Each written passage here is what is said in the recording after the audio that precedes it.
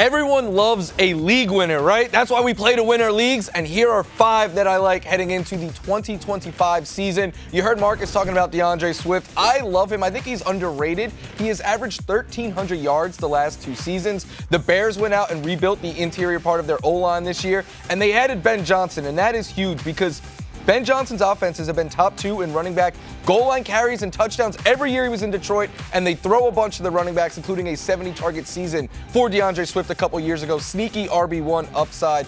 I love A.J. Brown. He is one of my favorite picks this year. The Eagles were the run-heaviest team in years last season. That seems unlikely to happen again, but even with that happening, A.J. Brown was on a 17-game pace for 1,400 yards and 9 touchdowns, which is an average A.J. Brown season in Philadelphia. Take the discount. He is my wide receiver 6, but middle of round 2, take it and run. I love Justin Fields this year. He's going to be my most drafted quarterback.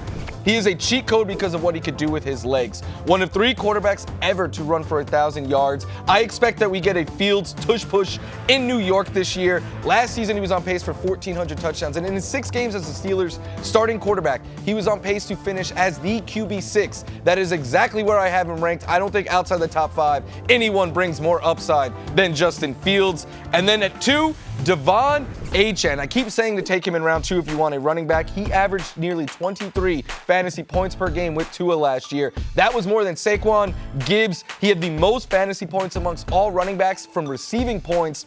And we've already seen that he could win as an explosive runner. He could win as a pass catcher out of the backfield. He dominated goal line work last year.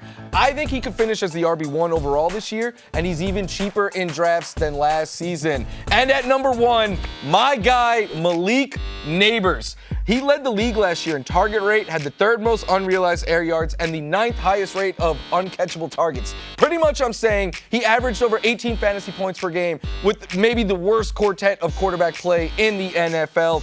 He is a huge upgrade in Russell Wilson.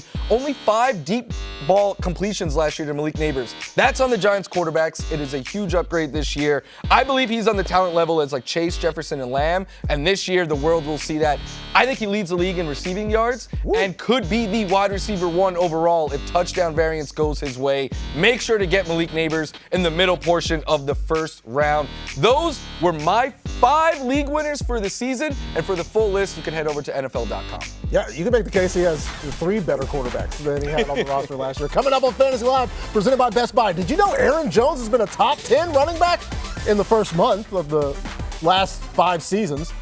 If you want to start fast in your league, we have a few players that shift up your board for the early part of the month. We'll be back in a flash.